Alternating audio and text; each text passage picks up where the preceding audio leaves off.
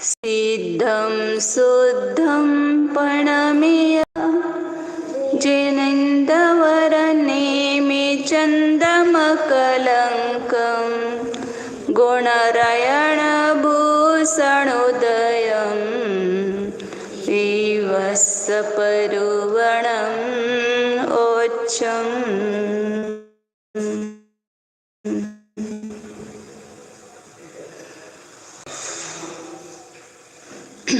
नमन वंदन।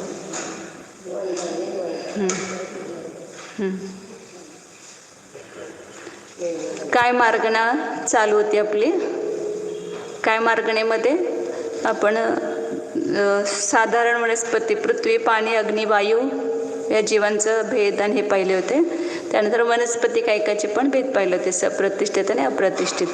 त्यामध्ये सप्रतिष्ठित जीव जे आहेत ते बादर निगोदांच्या आश्रित असतात आणि बादर निगोद जीवांचे शरीर जे आहेत, बादर निगोद पर्याप्त जीवांचे शरीर हे आधारणच असतात. त्यामुळे कोणाचे आधारण आहेत तर सप्रतिष्ठित प्रत्येक वनस्पती जी आहे त्याच्या आधारण असतात. मग त्याच्यामध्ये आपण बघितलं होतं काय की स्कंदाच्या आधारानं काय असतात, अंडर. हे सगळे वनस्पतीचेच भेद आहेत, अंडर वगैरे.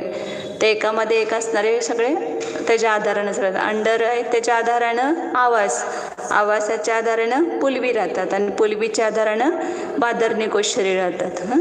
त्याला ते दृष्टांत दिला होता. जम्बूद्वीप, भरतक्षेत्र, कोश देश, साकेत नगर आणि त्याच्यामध्ये जीवांचे घरं म्हणजे निगोद जीवांची शरीर. आता एका निगोद शरीरामध्ये जीव किती आहेत ते सांगतात. हे निगोद शरीरांची संख्या सांगितली, असंख्यात लोक. म्हणजे प्रत्येक एक ह्याच्यामध्ये निगोद वनस्पतीमध्ये असंख्यात लोक प्रमाण बादर निगोद शरीर आहेत, असंख्यात लोक एका स्कंदामध्ये. तर सगळे मिळून किती आहेत, असंख्यात लोकच. 5 वेळा आपण पाहिलं असंख्यात लोकांचा गुणकार केला, तेवढे एकूण निगोद शरीर आहेत. म्हणजे असंख्यात लोक म्हणजे किती, लोकाकाश प्रदेश किती आहेत, असंख्यात. जे आपण जगश्रेणी गुणिले जगश्रेणी केल्यावर लोक येतोय. आणि जगश्रेणी म्हणजे किती, 7 राजू प्रमाण, एक आकाश प्रदेश पंक्ती फक्त. आणि त्या एक राजू म्हणजे किती, असंख्यात योजन. त्याचं उदाहरण सांगितलं ना की एक जर लोखंडाचा गोळा मेरू पर्वतावरून सोडला आणि तो 6 महिन्यापर्यंत जिथपर्यंत तो गमन करेल तिथपर्यंत एक राजू आहे, असं उदाहरण देऊन सांगितलं त्याचं. म्हणजे किती, एक राजूचंच प्रमाण किती मोठं आहे. आणि 343 घन राजू प्रमाण लोकाकाश आहे. आणि असे असंख्यात लोक, आणि ते एकदा असंख्यात लोक नाही, 5 वेळा असंख्यात लोक ठेवून गुणा केलं तर तेवढे निगोद शरीर आहेत. आता एका निगोद शरीरामध्ये किती जीव आहेत ते सांगतायत. म्हणजे समजा तुम्ही एक कांदा किंवा एक बटाटे घेतलं तर त्याच्यामध्ये असंख्यात शरीर, निगोद शरीर आहेत. त्याच्यामध्ये जीव किती आहे ते सांगतायत. 196 नंबरची गाथा आहे. एक निगोद शरीरे जीवादवपमान दो दिठा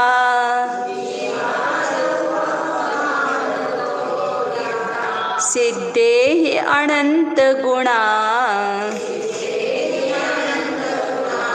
सव्वेन वितेद कालेन.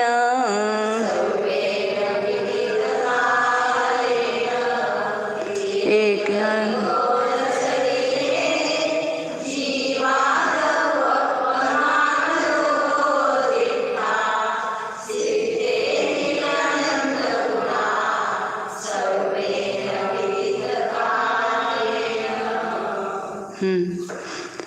तर एका निगोद शरीरामध्ये जीव दवपमानदो द्रव्य प्रमाणाच्या अपेक्षेने सिद्धेही अनंत गुणा दिठ्ठा. द्रव्य प्रमाण 4 प्रकारचं प्रमाण असते, द्रव्य, क्षेत्र, काल आणि भाव. संख्याच आता आपण संख्या शिकला नाही अजून तुम्ही, त्यामुळे लक्षात येत नाही मला. संख्या म्हणजे आपण 1 2 3 4 5 6 7 8 अशी संख्या. अशी संख्या कुठंपर्यंत आहे, केवळ ज्ञानाच्या भाग प्रतिच्छेदापर्यंत. त्याचे संख्यात असंख्यात आणि अनंत भेद केले त्या संख्येचे. त्या संख्येलाच वेगवेगळ्या प्रकाराने सांगतात. एक द्रव्य प्रमाणानं म्हणजे संख्येच्या अपेक्षेनं, नंतर क्षेत्र प्रमाणन वगैरे ते सांगते. क्षेत्र प्रमाण म्हणजे काय घ्यायचं, प्रदेश. म्हणजे आता एक लोक प्रमाण जीव आहेत असं सांगितलं, म्हणजे एका लोकाकाशाचे जेवढे प्रदेश असतील तेवढे जीवांची संख्या, किंवा एक जगश्रेणी आहेत. आपण नारकी जीवांची संख्या वगैरे बघितली ना, जगश्रेणी गुणिले घणांगुलाचं दुसरं वर्गमूळ वगैरे असं. तर तेवढे प्रदेश घ्यायचे, तेवढ्या जागेतले जेवढे लोकाकाशाचे प्रदेश होतील तेवढे जीवांची संख्या, त्याला म्हणायचं क्षेत्र प्रमाण. तेच प्रमाण क्षेत्र प्रमाणानं पण सांगतात. तेच प्रमाण काल प्रमाणानं सांगतात. काल म्हणजे काय घ्यायचं, तिथं कालाचे समय घ्यायचे. एक अवसरपिणी उसरपिणी आहे म्हटलं की एक अवसरपिणी उसरपिणीचे जेवढे समय होतील तेवढी ते जीवांची किंवा कुठल्या पुद्गलांची संख्या घ्यायची. आणि भाव म्हणजे अविभाग प्रतिच्छेद घ्यायचे. एका गुणांचे जे शक्तीचे अविभाग प्रतिच्छेद असतात ते मोजले जातात. आता तर तुम्हाला त्यावेळेला संख्या शिकवून त्याला तर असं क्रमानं शिकवलं जाणार की द्रव्य, क्षेत्र, काल, भाव असे 4 प्रकारचं प्रमाण आहे. तर इथं एका निगोज शरीरामध्ये जीव किती आहे तर द्रव्य प्रमाणाने पहिल्यांदा सांगितलं. टीकेमध्ये त्याने 4 प्रकारानं सांगितलेलं आहे की द्रव्य प्रमाणाच्या अपेक्षा किती आहेत, सिद्ध गुणिले अनंत. जेवढे आजपर्यंत सिद्ध झालेत अतीत काळामध्ये त्यांच्यापेक्षा पण अनंत पट किती जीव कुठं आहे ते, किती निगोदामध्ये, एका निगोद शरीरामध्ये. म्हणजे एवढ्या जीवांचं एक शरीर आहे. सिद्ध राशी जेवढे आज 45 लाख योजन प्रमाण त्या क्षेत्रामध्ये जे अनंत सिद्ध राशी आहेत आजपर्यंत जेवढे अनंत जीव गेले त्याच्यापेक्षा पण अनंत पट जीव एका निगोज शरीरामध्ये आहेत. म्हणजे बघा, आपण कुठलं पण एक साधारण वनस्पती जीवांचं हिंसा करतो तर किती जीव एकदम त्याची हिंसा होते, अनंत जीवांची एका वेळेला हिंसा होते. म्हणून द्रव्य प्रमाणाच्या अपेक्षेनं सिद्ध गुणिले अनंत.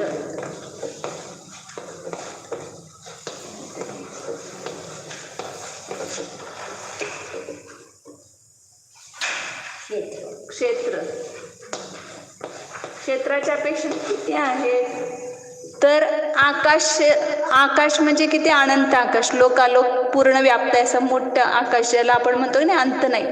त्या आकाशाच्या अपेक्षेनं बघितलं तर त्या आकाशाचा अनंतवा भाग असणार. आकाशाचा अनंतवा, कारण आकाश क्षेत्र खूप मोठं आहे आणि द्रव्य जीवांची संख्या कमी आहे. कारण आपण ज्याला 6 द्रव्य संख्या बघतो ना, जीवराशी त्याच्यापेक्षा अनंतपट पुद्गल राशी, त्याच्यापेक्षा अनंतपट आकाशाचे प्रदेश, कालद्रव्याचे समय, त्याच्यापेक्षा असंख्य अनंतपट आकाशाचे प्रदेश, असे ते ओळीनं बघतो. तर म्हणून इथं आकाशद्रव्याच्या प्रदेशापेक्षा जीव जास्त नाहीत, त्याचा अनंतवा भाग. सर्व आकाश प्रदेशाचा सर्व आकाश घ्यायचा पूर्ण, त्याला भागिले अनंत. लोकाकाशाच्या अपेक्षेनं मोजायचं झालं, असंख्यात संख्या ना लोकाकाश म्हणजे हे जीव एका निकोज शरीरामध्ये अनंत जीव आहे. सामान्य काय लक्षात ठेवायचं, एका निकोज शरीरामध्ये किती जीव असतात, अनंत जीव असतात. मग किती अनंत आहे तर सिद्ध राशीपेक्षा पण अनंतपट आहेत. एक सिद्ध जीव नाही, एकूण सिद्ध जीव जेवढे आहेत गुणायचं अनंत गुण आहेत.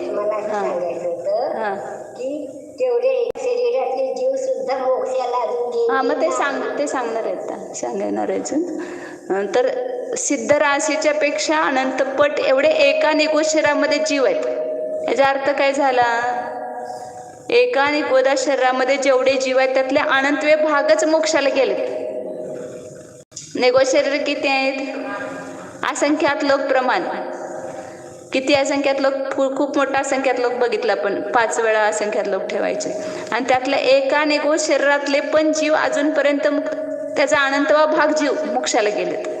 मग बाकीचे जीव कधी मोक्षाला जाणार. लोकांना काळजी असते सगळे मोक्षाला गेल्यावर सगळं रिकाम पडेल, काही रिकाम पडत नाही. ही अक्षय अनंत राशी आहे.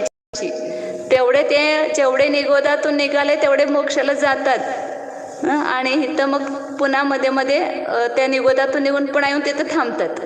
मग एका निघो शरीरातले जीव सुद्धा किती अनंत काळ गेला तरी मोक्ष होणार नाहीत, कारण कसा संसार रिकाम होणार आहे. अक्षय अनंत राशी आहे ही. मग त्याची चिंता करायची. किंवा लोकाच्या अपेक्षेने काय म्हणणार, अनंत लोक, लोक गुणिले अनंत. आता लोकाकाशाचे जेवढे प्रदेश आहेत त्याला अनंतानं गुणलं तर तेवढे एका निघो शरीरामध्ये जीवांची संख्या आहे. दुसरं, संख्या सगळी एकच घ्यायची, फक्त ती वेगवेगळ्या पद्धतीनं सांगितली जाते. काळाच्या अपेक्षेनं, क्षेत्राच्या अपेक्षेनं. काळाच्या अपेक्षेनं सांगितले तर सव्वेन वितीद काळेन अनंत गुणा.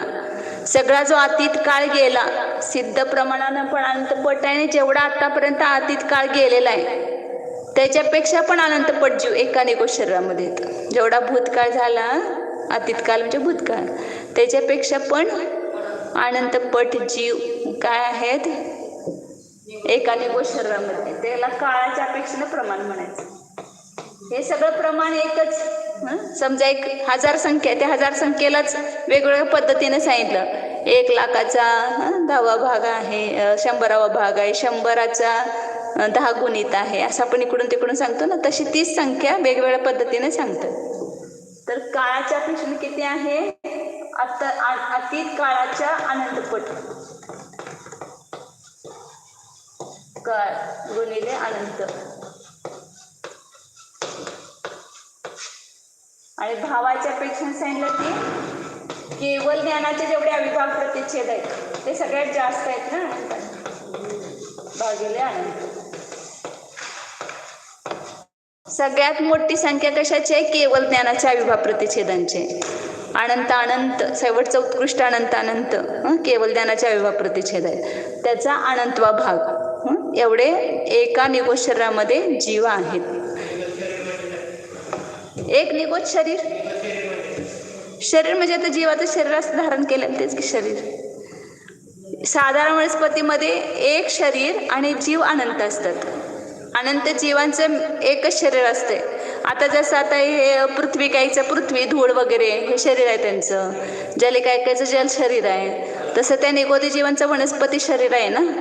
जसं आता कांदा आहे, बटाटा आहे, रताळा आहे, हे कंदमूळ आहेत, किंवा कोणती पण सप्रतिष्ठित वनस्पती आहे, तर त्याच्या आधाराने ते निघोज शरीर. निघोज शरीराची अवघानं घणाकुलाचा असंख्यात्वा भाग आहे, ते आपण पाहू शकत नाही एका निघोज शरीराला. त्याच्यामध्ये आहे एवढं लक्षात घ्यायचं. परंतु त्या एका शरीरामध्ये जीव किती आहेत, अनंत अनंत. म्हणजे एक निघोज शरीराचे स्वामी, त्याच एवढ्या जीवांचं शरीर एकच असते. साधारण वनस्पती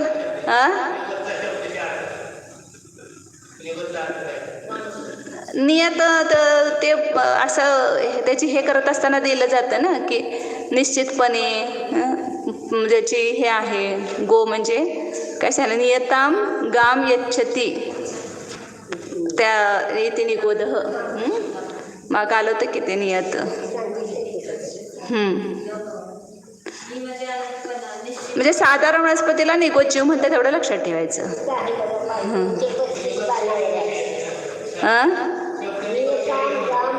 हां तेच की निघोज शरीर, त्याला त्या साधारण वनस्पतीला वाल असलं निघोज म्हणतात ना, आणि त्याचं शरीर ते निघोज शरीर म्हणणार आपण.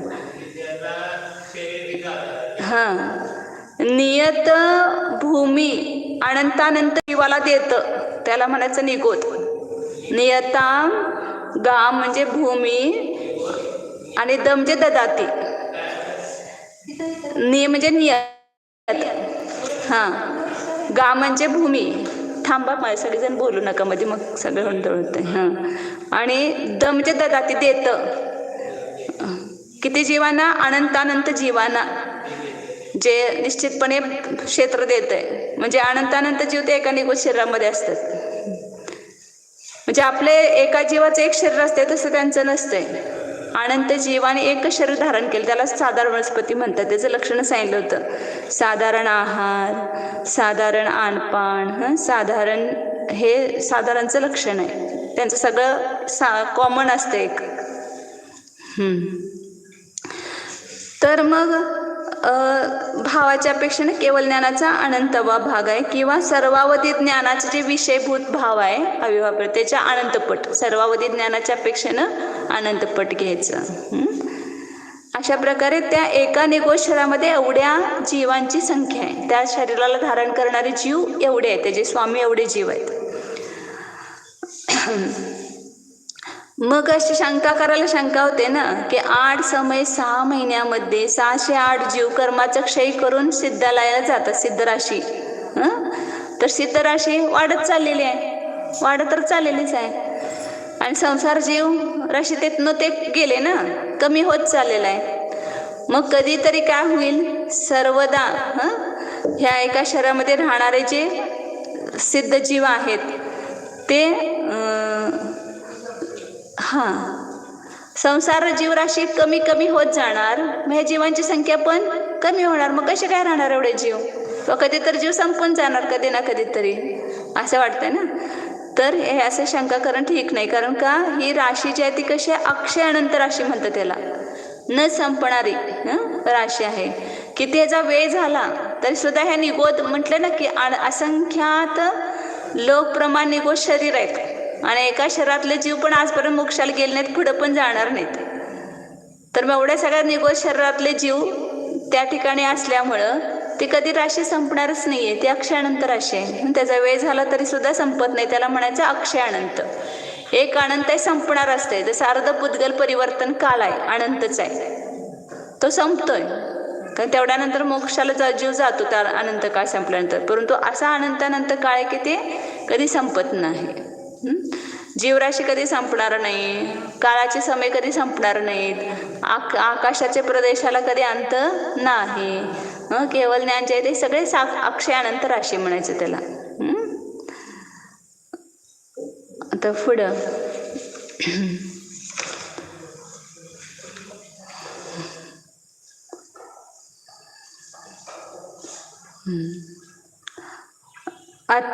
ते झालं ना आपलं आता.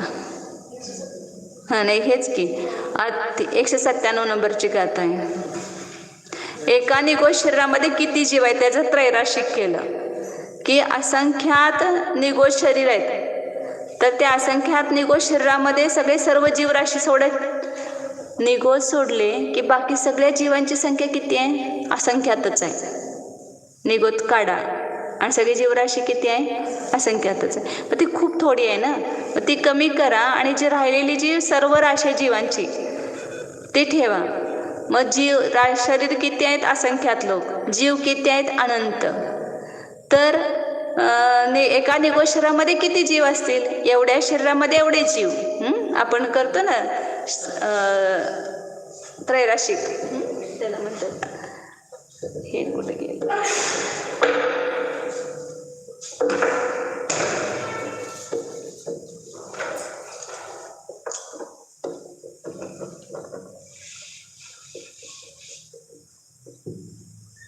प्रमाण राशी, असंख्यात लोक प्रमाण निगोज शरीर, फलराशी.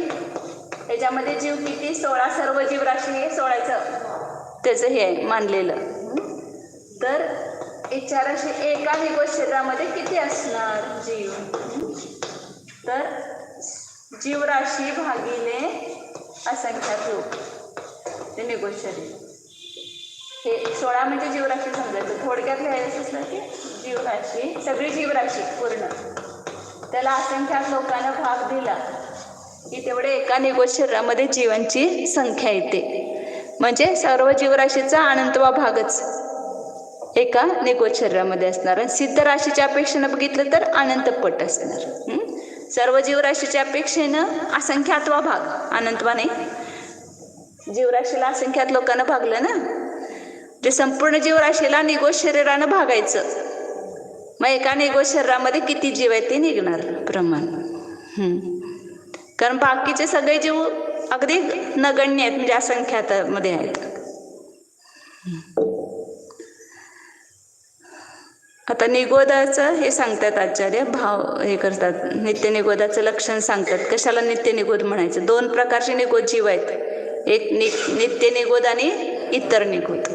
तर नित्य निगोज जीवांचं स्वरूप सांगतायत. अति अनंता जीवा जेहि न पत्तो तसा न परिणामो, भाव कलंक सुपौरा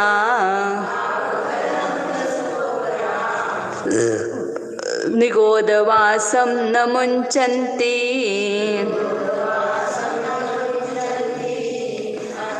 अनंता जीवा.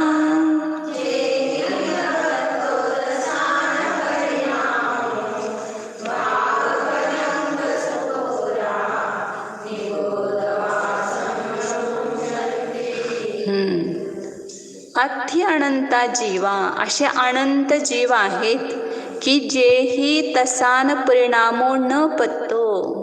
किती गंभीर गोष्ट आहे बघा. असे अनंत जीव आहेत की ज्याने अजून त्रसाचा परिणाम प्राप्तच केला नाही. म्हणजे अनादिकाळापासून अजून निगोदामध्येच आहेत. आपण पण कुठं होतो, परंतु आवडते काय तसं आपल्याला, आम्ही निगोदामध्ये होतो. काहीच वाटत नाही. लक्षात घ्यायचं पाहिजे की जो दुर्लभ लही जो चिंतामणी त्यो पर्याय लही. 608 जीवांचाच नंबर 6 महिन्यामध्ये लागतोय. आणि त्यात आपला नंबर लागला. एवढ्या अनंत जीवामधनं आपलं सिलेक्ट झालं आपण. ते आता मला म्हणून दाखवली यांची नाती विनश्री भूंची. म्हटले 1500 मध्ये माझा पहिला नंबर आलाय म्हटले. जेवढ्या जीवांच्यात आपल्याला किती त्याचं हे वाटतं की एवढ्यांच्यात माझा निवड झाली. तर तुमच्या अनंत जीवातनं तुमची निवड झाली इथं त्रसामध्ये येण्यासाठी. 6 महिने 8 समयामध्ये 608 जीव निघतात. मग आपल्याला कुठं त्याचं कौतुक वाटतंय? काहीच वाटत नाही. कशी पर्याय जन्म घेतला, काय काय केलं आणि निघून गेलो. आलो जन्मासी आणि काय काय केलं आणि निघून गेला. असं चाललंय सगळं आपलं प्रत्येक पर्यायामध्ये. तर ही गंभीरता लक्षात घ्यायची आपण की भाव कलंक सुपौरा. अनंत काळ गेला तरी सुद्धा अशा अनंत जीव असणारच आहेत तिथं. कारण एका निगोशरातले सुद्धा सुटणार नाहीत बाहेर.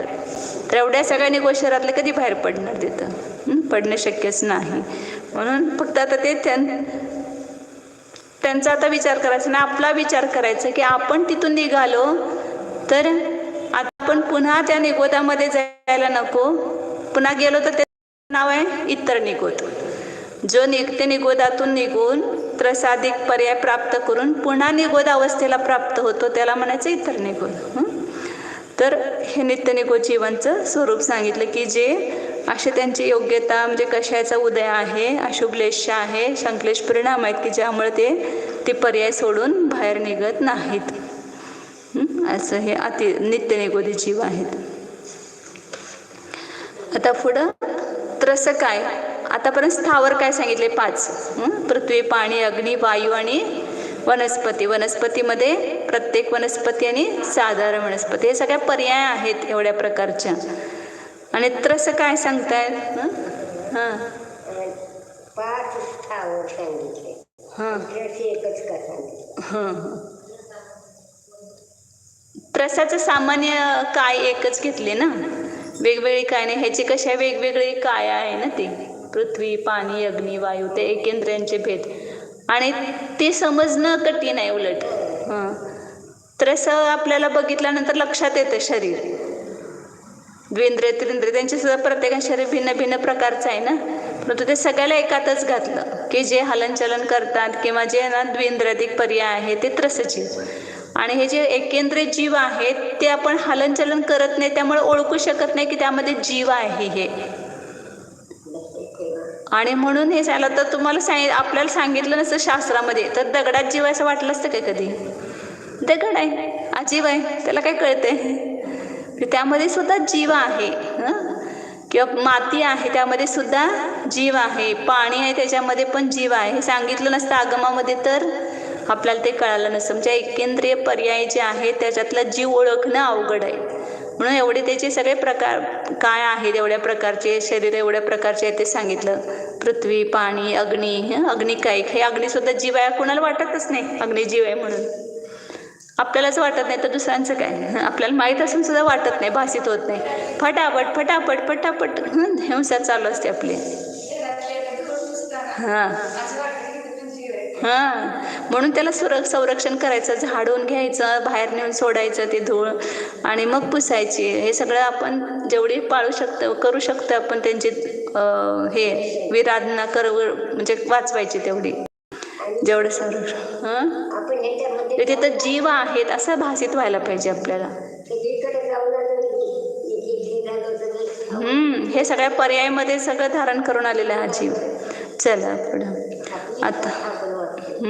आता त्रस काय जीवांचे भेद सांगतायत 2 गाथ्यांच्या द्वारे. बिहितिहि च दुहि विपंचहि संयाजे इंदिये लोयम्मी ते तस काया जीवा नेया वीरो वदेसेन बिहितिहि च दुहि विपंच.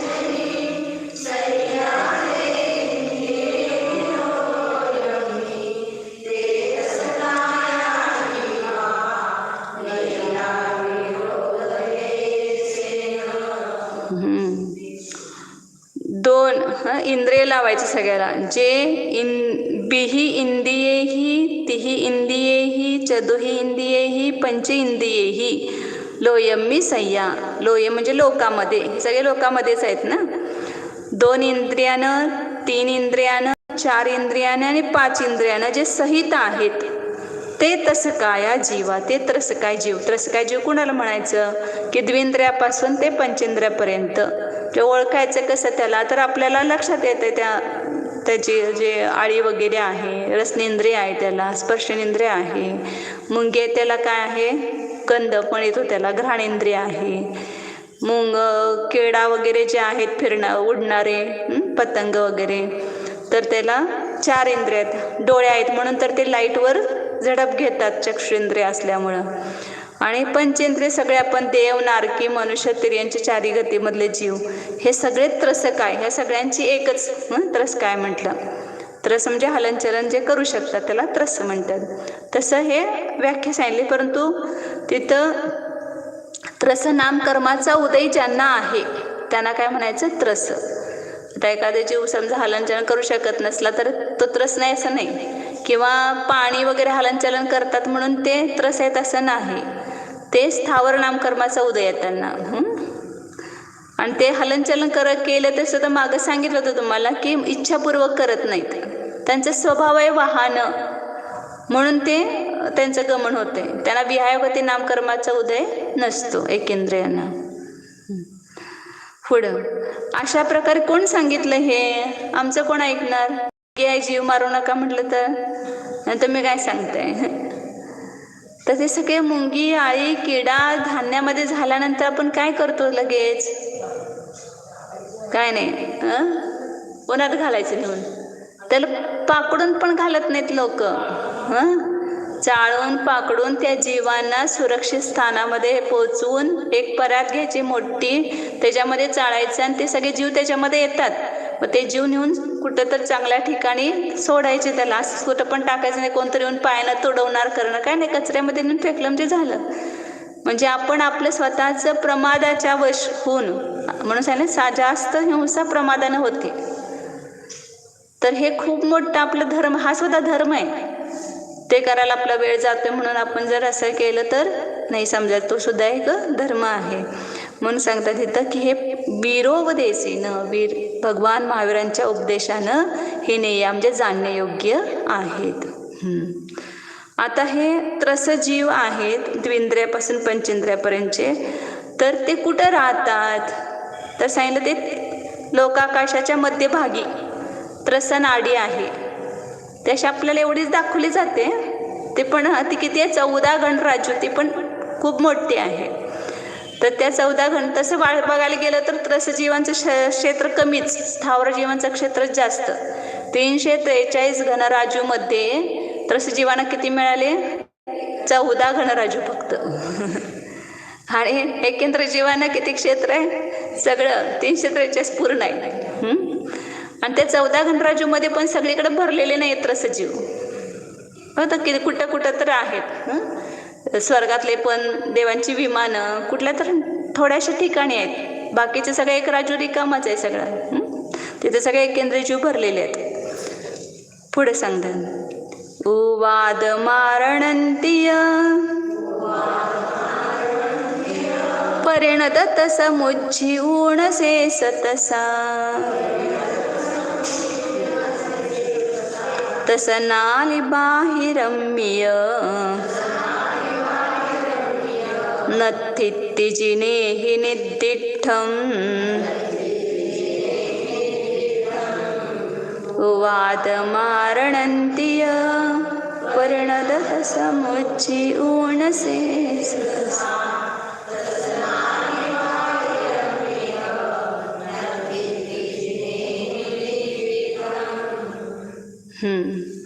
त्रसजीव त्रसनालीमध्ये असतात, त्रसनालीच्या बाहेर नसतात हे सांगतात. कुठं काय सोडून? तर ते सांगतात या ठिकाणी उपपाद आणि मारणांतिक समुद्घात यानं परिणत त्रसांना सोडून बाकीचे सगळे त्रसजीव त्रसनालीच्या बाहेर नसतात.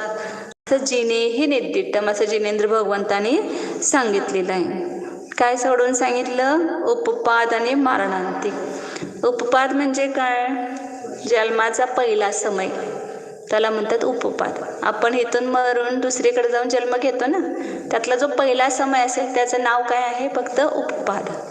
आणि मारणांतिक म्हणजे मरणाच्या पूर्वी एक अंतर्मुहूर्त, ज्या आयुबंध झाल्यानंतर ज्या ठिकाणी उत्पन्न होणार आहे त्या ठिकाणी जाऊन स्पर्श करतो तो जीव, म्हणजे जो जाणारा जीव आहे तो, त्याला म्हणतात मारणांतिक समुद्घात. म्हणजे तिथं फक्त त्याचे आत्मप्रदेश जातात. शरीर इथंच असते, शरीरात पण आत्मा आहेच, त्यातले आत्मप्रदेश फक्त प्रसारण झाले, म्हणजे त्याचं विस्तृत झाले, तिथंपर्यंत पोचले. कारण आत्म्याचे प्रदेश किती आहेत? लोकाकाश प्रमाण आहेत. मग पूर्ण लोकाकाशभर पसरू शकतात ना एका जीवाचे प्रदेश.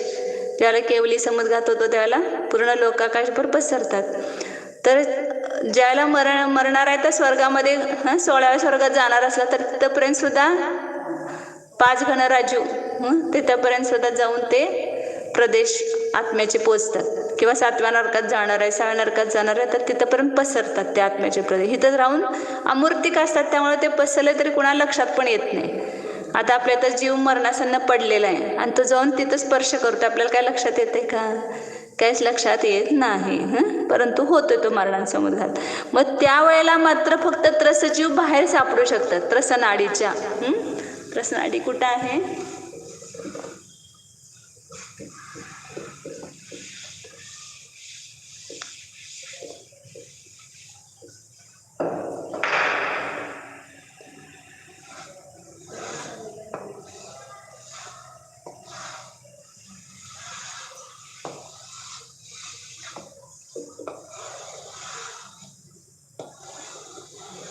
हे फक्त समोरून असं दिसते आपल्याला. 3 डायमेन्शनमध्ये बघितलं तर बरोबर लोकाकाशाचा जो 7 राजू आहे लांब दक्षिण उत्तर, त्याच्यात 3 राजू इकडं सोडायचं, 3 राजू इकडं सोडायचं, मध्ये 1 राजू बरोबर, आणि असं 1 राजू दोन्ही.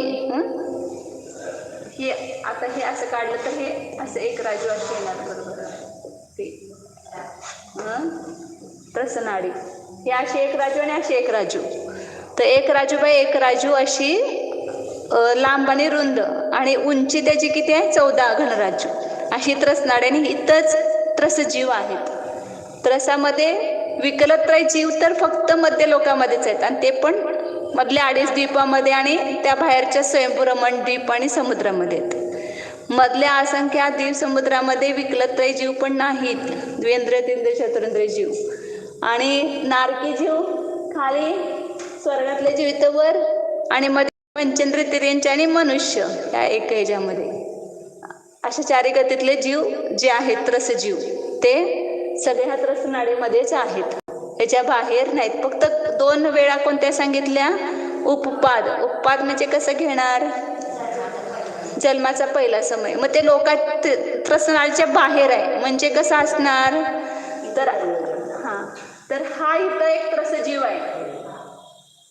आता हा मरून कुठं येणार आहे? इथं त्रसजीवामध्ये त्रसामध्ये येणार ना तो. बाहेर कुठं पण त्रसनालीच्या बाहेर आहे स्थावर एकेंद्रिय जीव, आणि त्याला त्रसनाम कर्माचा त्यांनी बंद केला आणि त्रसनाम कर्माचा उदय आला त्या जीवाला. तर ज्या वेळेला तो पहिला समयात असेल तर त्याला उपपाद आहे ना त्याचा, मग तो हिथून इथं येणार आत. तर हिथं आहे तो बाहेर त्रसनाळीच्या बाहेर आहे, तर तिथंच त्याला त्रसनाम कर्माचा उदय सुरू झाला. मग त्या पहिल्या समयात तो त्रसनाळीच्या बाहेर आहे ना इथं, म्हणून त्याला त्रसजीव उपपादाच्या अपेक्षेनं त्रसनालीच्या बाहेर सापडतो. किंवा हिथं जो त्रसजीव आहे, पंचेंद्रिय मनुष्य असेल, तिर्यांचे असेल, कोणी पण, नारकी देव तर एकेंद्रियामध्ये उत्पन्न होत नाहीत, त्यामुळे ते घ्यायचे नाहीत. पंचेंद्रिय आपले तिर्यांच आणि मनुष्य काय होणार? मरून एकेंद्रियामध्ये उत्पन्न होणार आहेत, मारणांतिक समुद्घात करणार मरण्याच्या पूर्वी. तर इथून आता त्यांना इथं जन्म घेणार कुठं पण समजा, तर इथं आहेत, तर मारणांतिक समुद्रात करून कुठं पसरणार? त्यांचे प्रदेश असे इकडंच पसरणार ना, किंवा आतमध्ये उत्पन्न होणार असेल ते अनेक मोड्या घेणार, समजा 2-2 मोडे वगैरे. तर त्यावेळेला हे इथून त्रसनालीच्या बाहेर गेले ना, जीवितच आहे, परंतु त्याचा मारणांतिक समुद्रात चालू आहे. तर त्याचे आत्मप्रदेश कुठंपर्यंत पसरले? त्रसनालीच्या बाहेर सुद्धा इथं गेले. म्हणून सांगितलं की मारणांतिक समुद्घाताच्या अपेक्षेनं त्रसजीव त्रसनालीच्या बाहेर सुद्धा सापडू शकतात आणि उपपादाच्या अपेक्षेनं सापडू शकतात. दुसऱ्या कोणत्याही अपेक्षेनं त्रसजीव आणि केवली समुद्घात एक आहे, त्याला ते पण अजून त्रसनाम कर्माचा उदय आहे ना त्यांना. केवलींना केवली समुद्घाताच्या वेळेला आत्मप्रदेश पसरतात, त्यावेळेला ते बाहेर असू शकतात.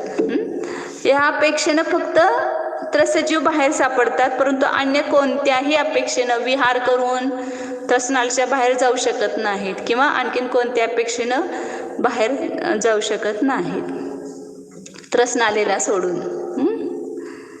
तर अशा प्रकारे म्हणून त्याचं नाव याला नाव त्रसनाली दिलं. त्रसांची ती नाली आहे, नालिकाप्रमाणे त्याचा आकार घेतला ना. लंबाई जास्त आहे, कुठली पण नळी घेतली आपण कशी असते, लांब जास्त असते, आणि रुंदी आणि हे त्याची कमी असते, म्हणून त्याला नाली म्हटलं त्याला. काय प्रश्न आहे? नाही हा, नाही, बहुभाग जीवांचा होतो, काही जीवांचं होत पण नाही. म्हणजे असं काही जे आचारांचा संबंध नाही की सगळ्यांचं होतो, पण काही आचार्य असं म्हणतात की बहुभाग जीवांचा होतो, एक भाग जीवांचं होत नाही असं. त्रसनालीच्या बाहेर पुढं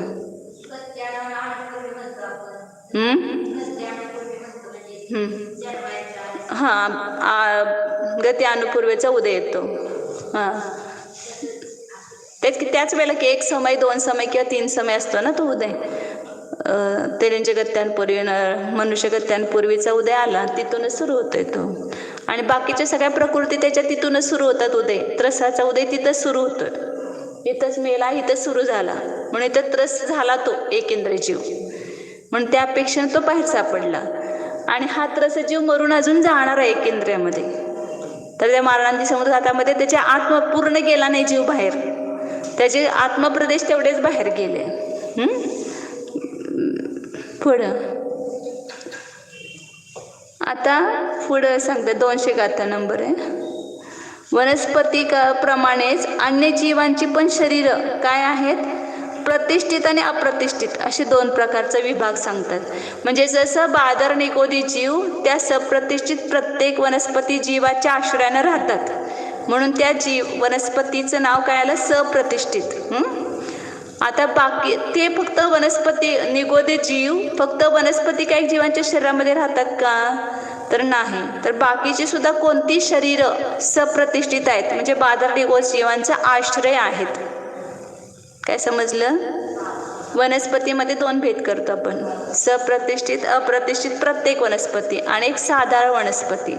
तर ते साधारण वनस्पतींची वेगळी वनस्पती असत नाही, ते आधारानं राहतात. कोणाचे आधारण राहतात? साधारण वनस्पती प्रत्येक वनस्पती काही जीवांचे आधारण राहतात सप्रतिष्ठित. मग आता फक्त ते सप्रतिष्ठित वनस्पतीच्याच आधारण राहतात का? नाही. अन्य सुद्धा कोणती शरीर त्या पादर निगोदांचा आश्रय आहे ते सांगतात त्या ठिकाणी. वनस्पतिकाप्रमाणेच अन्य जीवांच्या मध्ये पण प्रतिष्ठित आणि अप्रतिष्ठित असा भेद आहे. म्हणजे पादर निगोदांना आश्रित आणि पादर निगोदांना आश्रित नसणारे असे 2 विभाग करतात. पुढवी केवली आहार देव निरयंगा अपदिठ्ठिदा निगोदे हिंपदिठ्ठिदंगा हवे सेसा.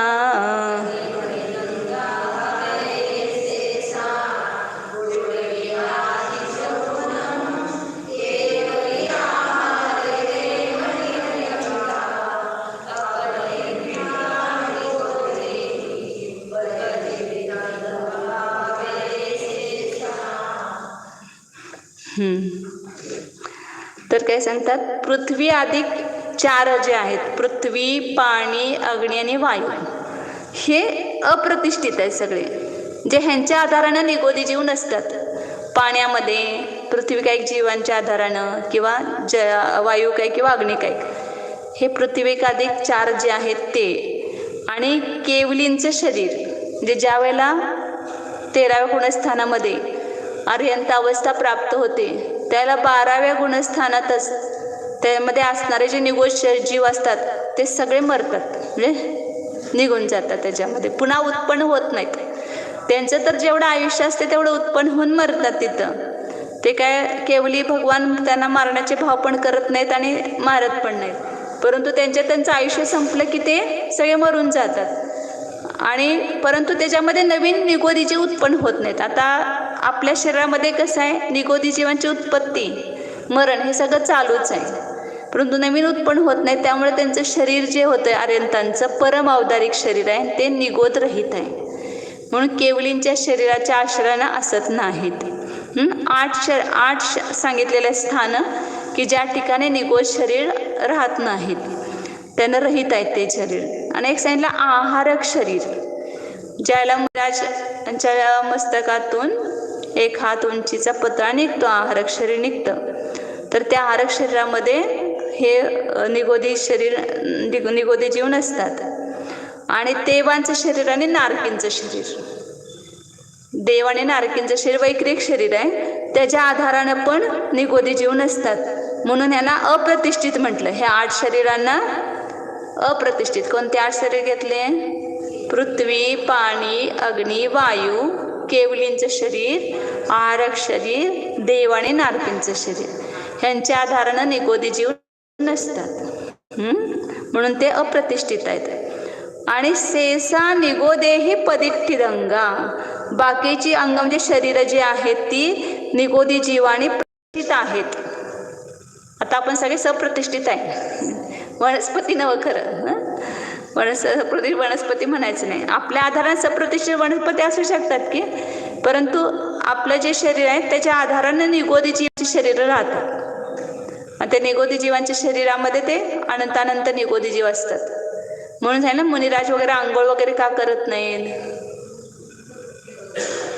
तर त्या अनंतानंत जीवांचं गरम पाणी ओतलं हे केलं की त्या निगोदी जीवांची काय होऊ शकते?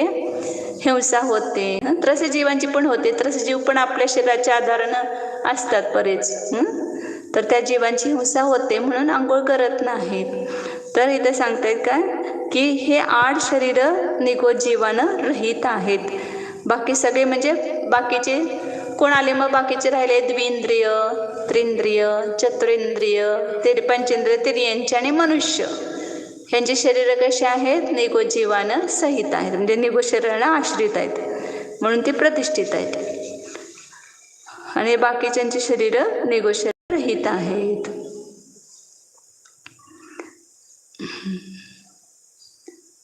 आता पुढे सांगतायत की स्थावर कायिक आणि त्रसकायिकांच्या शरीराचा आकार सांगतात. स्थावर काही जीवांच्या शरीराचा आकार कसा असतो आणि त्रस काही जीवांच्या शरीराचा आकार. एवढे घेऊया आता बस कर 5 मिनिट. मसुरंबु बिंदू सुई कलावधय सन्निहो हवे देहो पुढवी आदि चौन्नम तरुतस काया अणेय विहा. सुरंबु बिंदु सुई कलावधय सन्निहो हवे देहो पुढवी आदि चौन्नम तरुतस काया. जीवांचं शरीर पृथ्वी काही जीवात आपल्याला दगड एक मोठा दिसला तरी सुद्धा काय सांगितलं होतं त्या दिवशी की संख्यात जीवांचं ते शरीर आहे. एका जीवाचं शरीर नाही. एक छोटासा तुकडा जरी दगडाचा असला तरी त्याच्यामध्ये असंख्यात जीव आहेत पृथ्वी काही. परंतु ते एका पृथ्वी काही जीवांचं जे शरीर आहे त्याचा आकार काय आहे तर सांगितलं की मसुरंब मसुराच्या समान गोल. ते अगदी छोटं जे असेल तरी सुद्धा त्याचा आकार आहे काही ना काही. तर तो मसुराप्रमाण आहे. मसुरा आपण करतो ना उसळ त्याप्रमाणे गोल म्हणजे लंबट गोल असं चपट लंबट गोल असं. नंतर जलकायिक जीवांचं शरीर सांगितलं जल अंबू बिंदू पाण्याच्या थेंबाप्रमाणे. एक पाण्याचा थेंब म्हणजे एक जलकायिक जीव नाही परंतु मूळ जे जलकायिक जीवांचं शरीर आहे गणांगुलाचा संख्यात्व भाग त्याचा आकार सुद्धा त्या पाण्याच्या थेंबाप्रमाणेच आहे पाण्याच्या बिंदूप्रमाणे गोल. अग्निकायिक जीवांचं शरीर सांगितलं सुई कलाव सुची म्हणजे अनेक सुयांचा समूह करायचा. त्याची जी नोक येतात ना वर सगळे सुयांच्या त्याप्रमाणे त्या अग्निकायिक जीवांचं शरीर आहे. त्याचा आकार सुईंच्या समूहाच्या समान घ्यायचं. त्यांच्या सुईचा समूह त्याचा अनेक मुख असतात त्याला त्याप्रमाणे ते अग्निकायिकांचं शरीर आहे. आणि वायुकायिकाचं शरीराचा आकार आहे ध्वज धयसन्निहो ध्वजाप्रमाणे. जसं असे लांबट आयत असते ना तसं त्या वायुकायिक जीवांचं शरीर आहे आयत चौकोन. अशा प्रकारे हे पृथ्वीकायिकाचं मसुराप्रमाणे जलकायिकाचं पाण्याच्या बिंदूप्रमाणे अग्निकायिक म्हणजे त्याचं ते मग जास्त जीवांचं मिळून पण शरीर तसंच दिसते बघा. एक छोटंसं शरीर सुद्धा तसंच आहे. अग्निसुद्धा कशी बघतो की नाही आपण असे सगळे वर त्याचे टोक असतात. तर त्या सुईच्या समूहाच्या प्रमाणे उंच अनेक मुखवाला आहे.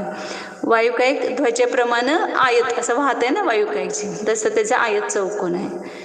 आणि वनस्पतिकायिक जीवांचं शरीर किती आहे कसं आहे तर तरु तसं काया अणेवी. तरु म्हणजे वनस्पतिकायिक आणि त्रस म्हणजे द्विंद्रिय तेंद्रिय चतुरेंद्रिय पंचेंद्रिय. यांचा निश्चित आकार नाही. यांचे किती तर प्रकार प्रत्येकाचा आकार भिन्न भिन्न असतो ना. या बाकी सगळ्यांचा आकार समानच असणार. पृथ्वी पाणी अग्नी वायू यांचा वेगवेगळा आकार नाही. जो सांगितला आकार तेच आकार असणार त्यांचा. परंतु या बाकी सगळ्या जीवांचे आकार अनेक प्रकारचे आहेत.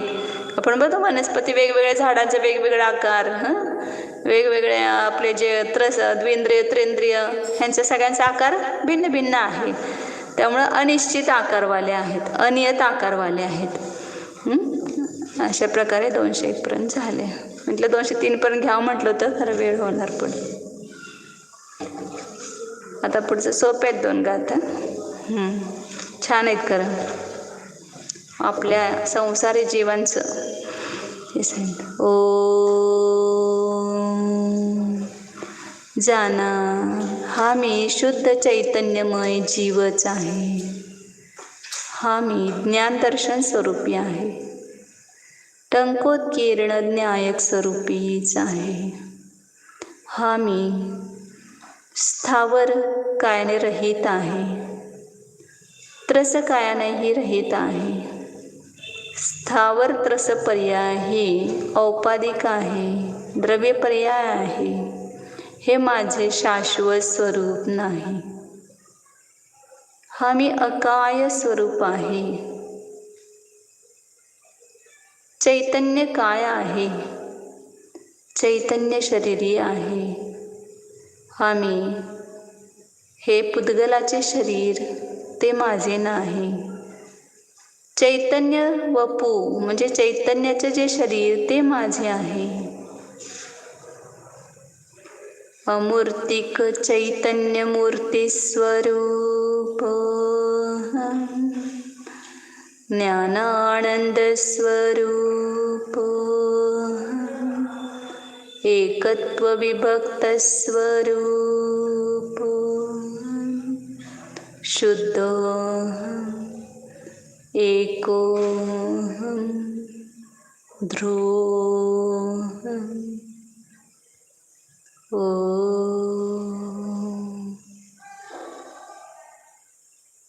विसर्जन. नमो अरिहंताय नमो सिद्धाणं नमो